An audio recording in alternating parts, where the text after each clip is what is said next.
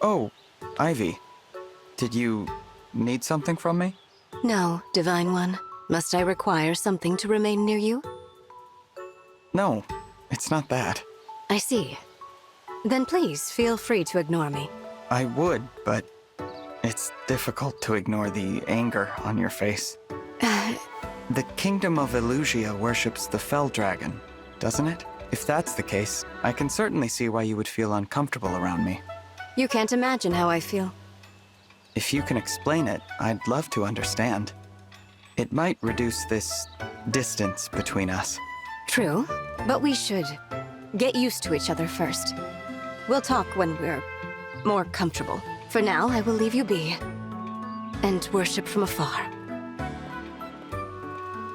Worship?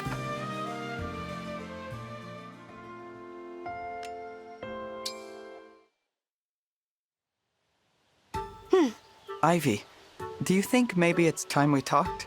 Whatever you're feeling toward me, I'm prepared to listen. As allies, I'd like there not to be walls between us. Very well.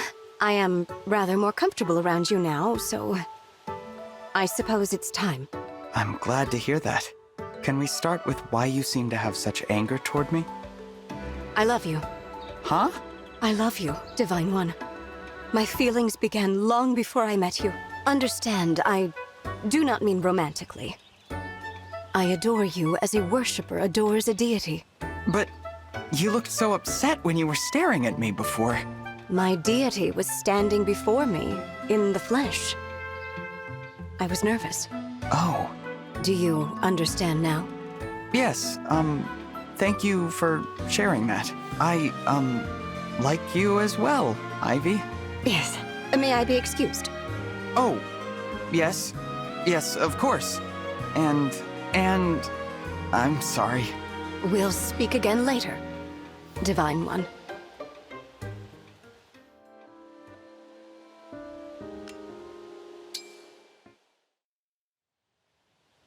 Ivy, can I ask why you call me your deity? During all the hardest moments of my life, the one thing I could turn to was the Divine Dragon. My faith in you gave me strength to survive. Survive what, exactly? My whole world. The place where I was born. Elusia Castle is a den of treachery and double-dealing. No one is safe there, and the worst part is, I had no escape. My mother was at the center of every scheme.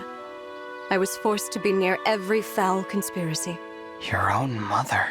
In her world, every smile is a dagger looking for a back to stab. I hated that place. I hated what it did to everyone who set foot there. The one thing that kept me from despair was my faith. My faith in the Divine Dragon. But why me?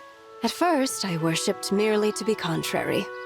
They chose the Fell Dragon, so I chose Divine. It was a small, invisible act of rebellion, but it was what I needed. The more I thought about you in your life, the more I knew I didn't belong in the castle.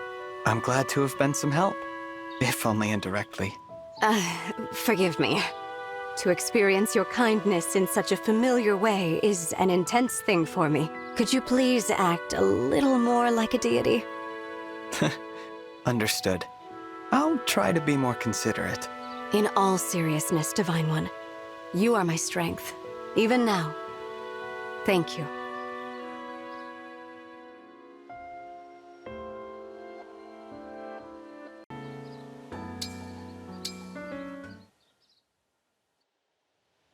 This is where you wanted to meet, Divine One?